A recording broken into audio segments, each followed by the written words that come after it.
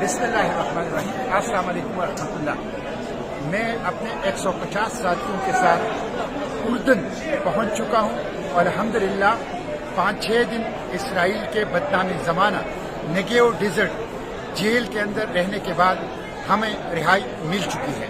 اس دوران ہمارے ہاتھوں میں ہتھکڑیاں ڈال کے پیچھے باندھی گئی، ہمارے پاؤں میں بیڑیاں اور زنجیریں ڈال دی گئی، ہمارے آنکھوں پر پٹیاں باندھی گئی، ہمارے اوپر کتے چھوڑے گئے، ہمارے اوپر گنز رکھی گئی اور ہمیں بدترین قسم کا ٹارچر کیا گیا۔ ہم نے 3 دن بھوک ہڑتال کی اپنے مطالبات کے لیے۔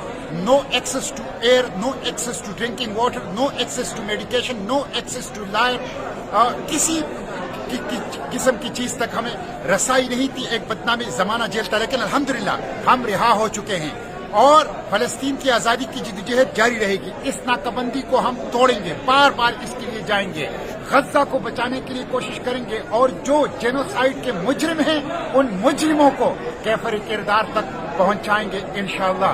مزاحمت جاری رہے گی، اڈیالہ جیل سے اسرائیلی جیلوں تک فلسطین کی آزادی کی جدوجہد جاری رہے گی اور مزاحمت کی جدوجہد انشاءاللہ جاری رہے گی۔ جلد آؤں گا پاکستان اور پوری تفصیل جو اس فلوٹیلا کی ہے اور اسرائیلی جیلوں کی ہے آپ کو بتاؤں گا، لیکن اپنی اس جدوجہد کو اقصی کی آزادی، فلسطین کی آزادی، غزہ کی آزادی تک جاری رکھیں گے۔ اسرائیل کے خاتمے تک ہماری یہ جدوجہد انشاءاللہ جاری رہے گی۔ پاکستان زندہ باد، فلسطین زندہ باد، پاک فلسطین دوستی پائندہ باد۔